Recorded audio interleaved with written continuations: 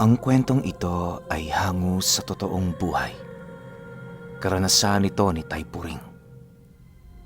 Taong 1977, Malimono, Surigao del Norte.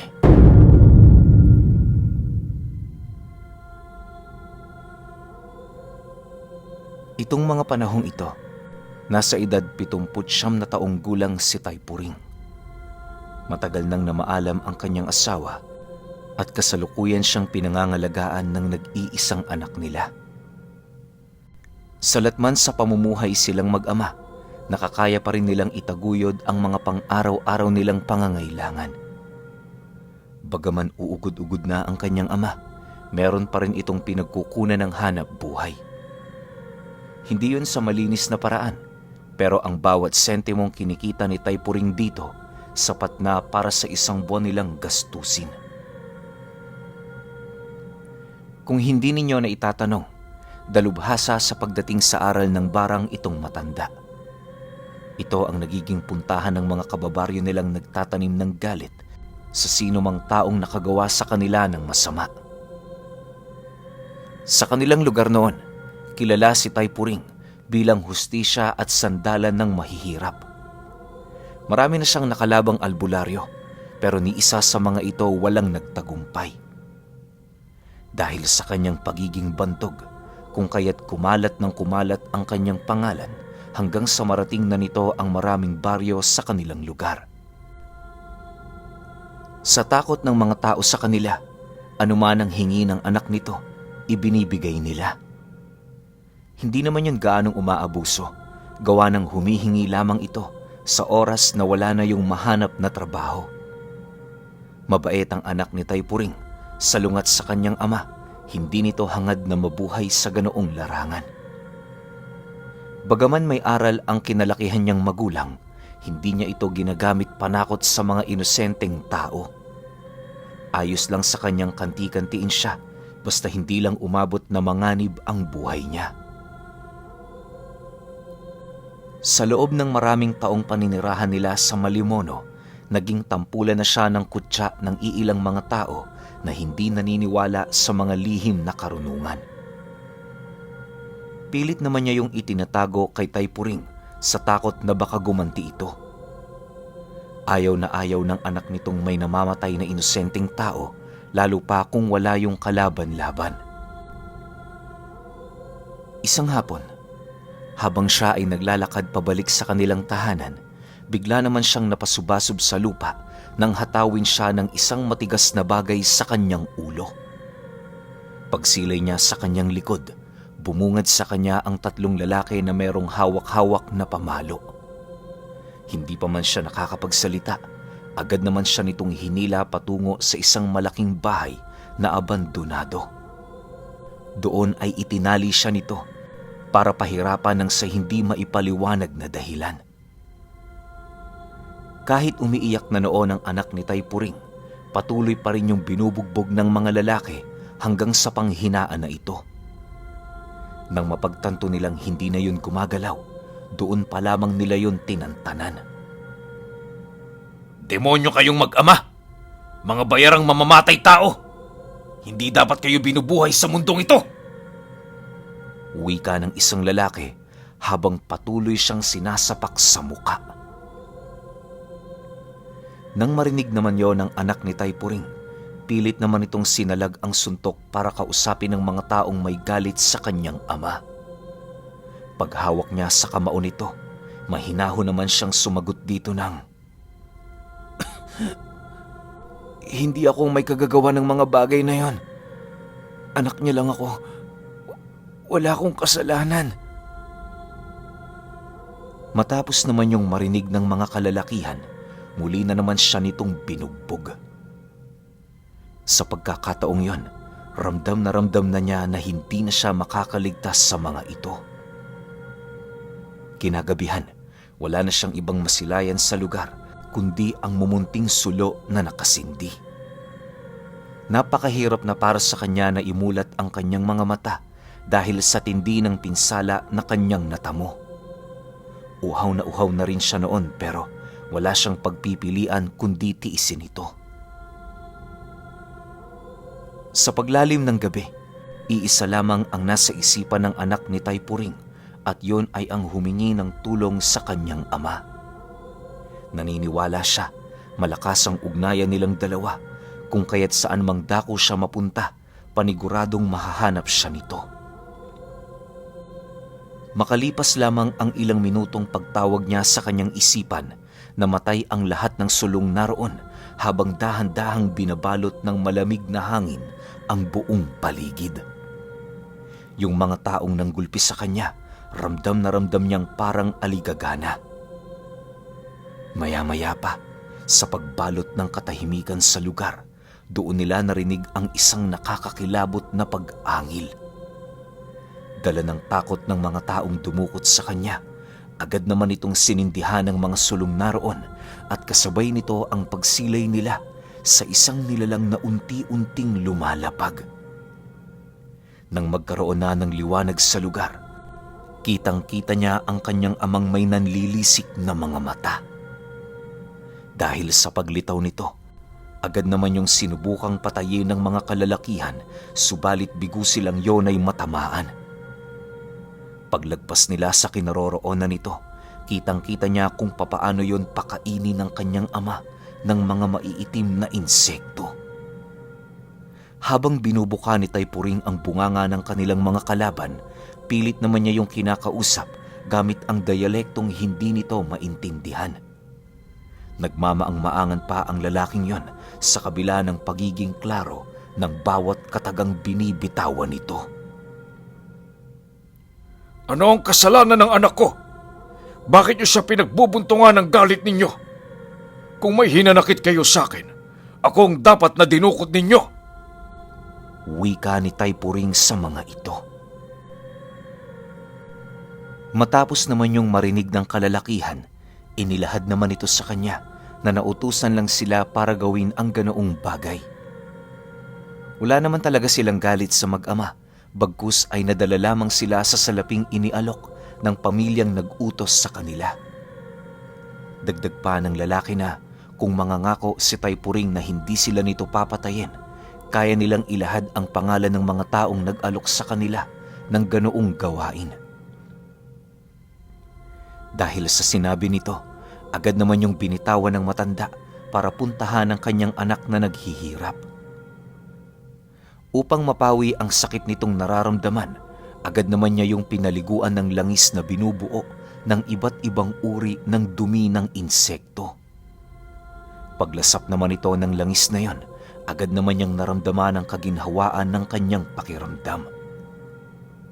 Sa pagbalik ng kanyang paningin, doon niya nasilayan ang mga kalalakihang nakaluhod sa harapan ng kanyang ama. Nang manumbalik na ang lakas ng kanyang katawan, dali-dali naman niyang nilapitan ang kanyang ama upang pakiusapan na huwag patayin ang mga taong gumulpi sa kanya. Naniniwala ang anak ni Tay Puring, hindi maitatama ng isa pang mali ang pagkakamali. Kung magpapasya yung papatayin ng mga taong yon, magbubunga lamang ito ng mas higit na puot at paghihiganti. Nang marinig naman ng kanyang ama ang kanyang sinabi, ngumisi lang naman yun sa kanya habang sumasagot ng, Siguro sa estado ng mga mabubuting taong kagaya mo, ganyan nga ang mangyayari. Pero sa estado ko, anak, pinapalakas ako ng mga taong may malalim na puot sa akin. Sila ang pagkain ng aking kaluluwa para maipagpatuloy ko ang mga bagay na aking ginagawa. Matapos nitong makapagsalita, kampante nitong nilapitan ang mga taong nanggulpi sa kanya habang nagbibigkas ng mga buhay na salita. Paglapit sa mga taong ito ng kanyang ama, halos bigla namang tumigil ang kanyang mundo nang masipat niya yung dinukot sa ulo ng mga taong yon ang mismong utak ng mga ito. Sa sobrang bilis ng mga pangyayari, para yung punong nalantas sa sahig. Nang hawak-hawak na ito ni Tay Puring, dahan-dahan naman niya yung inilagay sa kanyang bulsa na para bang meron siya doong paggagamitan. Makalipas pa ang ilang minuto, lahat ng taong nanggulpi sa anak niya, iniwan nila sa lugar na yon nang wala ng buhay. Bago nila yun tuluyang iwan, doon niya napag-alaman na hindi yun aabutan ng umaga. Ayon sa kanyang ama, maya-maya lang, yung mga bangkay na yon, pagpipistahan na ng mga balbal na kanina pang naghihintay. Inilahad din ito sa kanya, walang makakaalam sa mga pangyayaring yon, gawa ng bago siya pumunta doon, sinigurado niyang burado ang mga memorya ng mga taong nagmamasid sa paligid nito. Sa pagdating nila sa kanilang tahanan, hindi naman niya maiwasang magtaka, gawa ng tuwing gabi, animoy hindi paralisado ang kanyang ama. Kung kumilos ito, daig pa ang binata dahil sa sobrang liksi. Bagaman nakapagtataka ang ganoong pangyayari, pilit naman niya yung ipinagsasawalang bahala.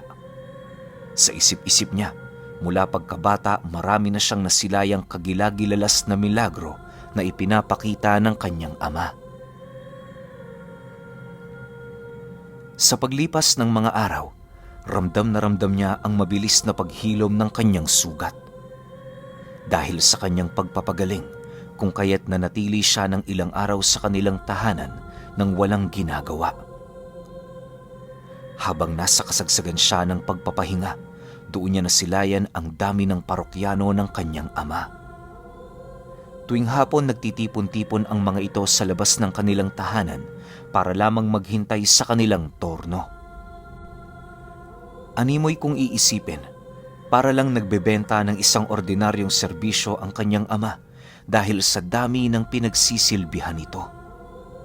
Hindi rin niya kayang maipagkaila noon ang dami ng salaping naiipon dito ni Taypuring. Sa pagtungtong ng araw ng Sabado, habang nagpapahinga siya sa labas ng bahay nila, doon niya nasilayan ang pagdating ng dalawang matandang babae. Hindi pa man yun nakakapasok sa loob, inilahad na nito sa kanya ang pakay nito. Ayon sa matandang babae, naparoon sila para ibigay ang isang babala kay Taypuring. Tungkol yun sa kanyang mga nakalaban sa ibang lugar. Nabalitaan niyang meron yung planong binubuo para pabagsakin ito. Ang labis pang ikinakatakot ng matanda ay ang hangad ng mga itong isama sa hukay ang kanyang anak. Dagdag pa nito na, kagaya nila, hindi rin pangkaraniwan ang tinatangan nitong mga lihim na karunungan. Matapos naman niyang marinig ang sinabi ng matanda, dali-dali naman niya yung sinamahan papaloob. Pagdating nila sa loob ng silid ng kanyang ama, nasipat naman nila yung nakaluhod habang abala sa pagdarasal. Nang mapansin nito ang presensya ng dalawang matanda, bigla naman yung napatayo habang nagwiwika ng, Ano ang kailangan ninyo? Masamang balita na naman ba? Ay nako, kayong dalawa talaga tuwing pumupunta kayo rito, wala na kayong ibang dalang magandang balita. Dahil sa sinabi nito, napatingin lang naman sa lupa ang dalawang matanda, indikasyon na totoo ang sinabi ni Taypuring sa kanila. Makalipas lamang ang ilang minuto, doon nila napagpasyahan na ipagpatuloy ang kanilang pag-uusap sa sala. Nang akmang aalis na ang anak niya, inabisuhan naman niya yung manatili, gawa ng karapatan din ito na malaman ang mga nangyayari sa bahay nila. Makalipas lamang ang ilang minuto, doon na nag-umpisang magkwento ang dalawa ukol sa bantang pinaplano ng mga individual na mayroong galit kay Taypuring. Ayon sa isa sa mga ito, hindi ordinaryong pamilya ang nakalaban niya. Bukod sa may kaya yun sa buhay, marami din yung kadugo na mayroong lahi ng mga aswang. Dahil sa ginawa niyang pagpatay sa anak nito, kung kaya't ipinahanap siya ng taong yun sa isang manghuhula hanggang sa nagawa na nitong matuklasan ang kanyang kinaroroonan. Matapos siya nitong makilala, agad yung humingi ng tulong sa mga kadugo nila. Mabuti na lang, nagawa yung malaman ng dalawang matanda sa kadahilanang kalapit din nila ang isa sa mga kadugo nito. Matapos nilang malaman ang binubuo nitong plano, hindi na sila nagdalawang isip na tumungo sa pamamahay ni Taypuring. Alam nilang dahil sa kanilang ginawa ay maaaring manganib ang kanilang buhay, subalit alang-alang sa kaligtasan ng mag-ama, pinilit nilang sumugal. Nang marinig naman ito ni Taypuring, inabisuhan niya ang dalawa na manatili sa kanyang tahanan hanggat hindi pa dumadayo ang kanilang mga kalaban. Wala naman yung pamilya kung kaya't wala itong alalahanin sa baryong iniwan nila. Matapos naman yung marinig ng dalawa, minabuti nitong sumunod na lamang sa nais niya. Isang linggo pa ang lumipas, meron na silang napapansing mga panauhin na umaaligid sa baryo. Bilang pag-iingat, hindi na muna gaanong pinalabas ni Taypuring ang kanyang anak. Sa pagsapit ng araw ng Biyernes, habang nagluluto sila ng kanilang panghapunan, nasipat nila ang iilang mga panauhing nakatayo sa labas ng kanilang bakuran. Hindi yun gumagalaw at pawang nagmamasid lamang. Sa paglalim ng gabi, unti-unti na rin yung dumami hanggang sa dumating ang puntong halos umabot na sa 10 ang bilang ng mga ito. Dahil sa pagpaparamdam sa kanila ng mga nilalang na yon, kampante naman itong hinarap ni Taypuring. Ni katiting natakot, wala siyang nararamdaman sa kadahilanang naroon siya sa kanyang teritoryo. Paglabas niya sa kanyang tahanan, agad naman niyang kinausap ang mga ito ukol sa kanilang mga pakay. Subalit, imbis na sumagot ang mga nilalang na yon, nanatili lang itong tahimik, animoy naghihintay ng pagkakataon para sumugod. Habang wala pang nangyayari sa labas ng bahay, maigi namang nagmasid ang anak ni Taypuring sa loob. Kasama niya noon ang 2 matandang babae na abalang-abala naman sa ritual na kanilang ginagawa. Maya-maya pa, laking gulat na lamang niya nang masipat niya ang mga panauhing yon na unti-unting nagpapalit anyo. Sa isang iglap, bumungad sa kanyang mga mata ang mga nilalang na halos kahalintulad ng wangis ng kanyang ama. Pagsugod ng mga ito sa bahay nila, halos doble-dobleng kaba naman ang nararamdaman niya. Dala ng takot, wala na siyang nagawa kundi ang pumikit habang tinatawag ang pangalan ng kanyang ama. Makalipas pa ang ilang minuto, halos hindi na niya mawari kung ano ang nangyayari sa labas ng kanilang bahay. Sa sobrang liksi kasi ng mga nilalang na yon, hindi na ito gaanong nasusunda ng kanyang paningin. Maya-maya pa, nakarinig na lamang siya ng isang malakas na pag-atungal at kasabay nito ang pagsilay niya sa kanyang ama. Bitbit ang isang taong kalahati lang ang katawan at merong pakpak sa likod nito. Bagaman pilit yung nagpupumiglas, hindi nito magawang makatakas sa napakalakas na pagkapit ni Taypuring. Bago pa man yung tuluyang makapumiglas, binusalsalan niyo ng kanyang ama sa bunganga nito ng isang kulay berdeng likido. Matapos yung mainom ng nilalang, agad naman itong hinayaang makalayo ni Taypuring na parabang sapat na ang ginawa nito upang yon ay pakawalan. Pagsilay naman ito sa 2 pang aswang na papasunggab sa kanya, agad naman yung nagtago sa kadiliman. Ganon at ganon ang ginawa ng kanyang ama hanggang sa tuluyan na nitong nalipol ang mga aswang na dumayo sa kanila. Sa pagbalik ng katahimikan sa lugar, doon niya nasilayan ang manananggal na lumilipad pabalik habang umiiyak. Paglapag nito sa harapan ni Taypuring, wala na yung nagawa kundi ang humingi ng tawad. Pilit din itong ipinapakita ang kanyang tiyan na parabang may kung anong nilalang ang namamahay doon. Pasensya ka na, iho, pero wala na akong magagawa sa bagay na yan. Ba't ka pa bumalik? Hindi ka man lang ba nagbabaka sakali na baka merong maitutulong ang iyong kadugo sa karamdaman mo? Kulang ka sa pagtitiwala. Isang kahangalan ang lumapit para humingi ng tulong sa kalaban. Wika ni Taypuring sa manananggal. Matapos niyang makapagsalita, buong puwersa naman niya yung tinadyakan at kasabay nito ang mabilisan niya ritong pagpugot ng ulo. Sa pagbagsak ng katawan ng nilalang na yon, agad naman niyang ibinaba ang kanyang sandata habang taimtim na nag-uusal. Pagtaas ng kanyang kamay sa ere, lahat ng mga insektong naninirahan sa loob ng kanilang bahay ay bigla na lamang nagsilabasan. Noong una, labis ang pagtataka ng anak niya sa kadahilanang may mga naririnig ito na parabang nagsisipagaspasan sa loob ng kanilang tahanan. Pagsilay niya sa silid ng kanyang ama, doon bumungad ang halos hindi mabilang na mga insekto na unti-unting umiikot. Pagkahanap ng mga ito ng butas na maaari nilang labasan, agad naman yung nagsiliparan upang dinggin ang pagtawag ng kanilang Panginoon.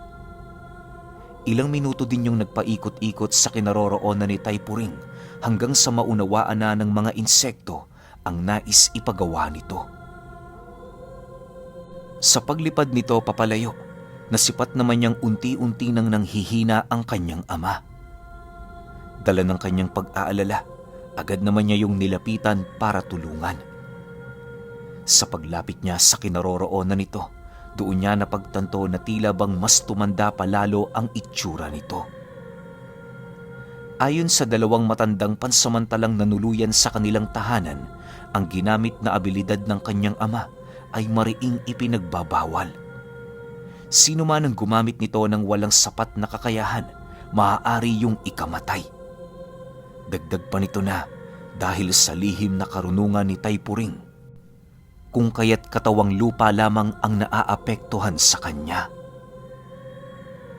Maya-maya pa, pagpasok nila sa loob, doon niya nasilayan ang pagsidatingan ng mga balbal. Isa-isa nitong hinila patungong talahiban ang mga bangkay ng mga aswang at walang sawa yun doong pinagpiestahan. Dahil sa ginawa ng mga ito, kung kaya't hindi naman siya gaanong nag-alala ukol sa maaaring pagsingaw ng nabubulok na bangkay ng mga nilalang na napaslang ng kanyang ama. Sa pagsapit ng umaga, agad namang umalis ang dalawang matanda para alamin kung ano ang pinsalang nagawa ng ritual ni Taypuring. 2 araw lamang noon ang dumaan, doon nila napag-alaman na ang kabuuang pamilya ng mga nilalang na dumayo sa kanila ay nakalibing na sa lupa. Sabay-sabay yung namatay at halos walang ordinaryong tao sa lugar na yon ang nakakaalam kung ano ang nangyari sa pamilyang may dugo ng aswang. Dagdag pa ng 2 matanda na ayon sa mga albularyong nakasaksi sa mga pangyayaring yon, hindi na nila ninais pang makialam sa sigalot ng 2 panig. Kampante naman silang hindi na yon masusundan, lalo pat ubos na ang pamilya ng mga kalaban ni Taypuring. Sa paglipas ng buwan, walang ibang ginawa ang kanyang ama kundi ang magpahinga. Dahil sa kawalan na nito ng lakas na mambarang, kaya na may lahat ng parokyano nito ay pilit na nitong tinanggihan.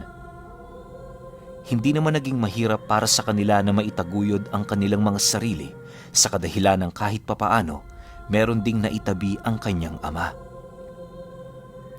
Upang magkaroon sila ng hanap buhay, sinubukan ng anak ni Taypuring na gumawa ng isang mumunting negosyo. Dahil sa mahilig yung mag-alaga ng kambing at baboy, kung kaya't yon ang napagpasyahan niyang gawin. Nagsimula siya sa 3 hanggang sa hindi naglaon, dumami ng dumami ito. Dahil sa negosyo niyang yon, kung kaya't hindi na nila namalayan na yun na pala ang umaahon sa kanila sa kahirapan. Habang tumatanda ang kanyang ama, kahit papaano natutuwa naman yon, lalo pat may kakayahan ng mabuhay ang anak niya sa pansarili nitong kakayahan. Bagaman ilang taon na din yung hindi nang babarang, hindi ibig sabihin nun nangangalawang na ang abilidad nito. Minsan kapag hangad nitong subukan ang kanyang kakayahan, pumapatayo ng hayop na makikita nitong pagala-gala sa kanilang bakuran. Yun na lamang ang nagsisilbi niyang biktima, kesa makapanakit siya ng iba na taliwas sa paniniwala ng anak niya. Alam niyo ba, Buong buhay ni Taypuring, hindi nito inisip na magbabago siya. Subalit dahil sa kabutihan ng kanyang anak, kaya na may naging posible ito. Nang dumating na sa puntong nakaunawa na siya ng aral ng Diyos, iwinaksi na niya sa kanyang kaluluwa ang aral ng pambabarang. Pero kahit ilang dekada pa ang lumipas, nakatatak na sa dalawang matanda at sa mga kalahi nito ang kwento ni Taypuring at ang paglipol nito sa angka ng mga aswang.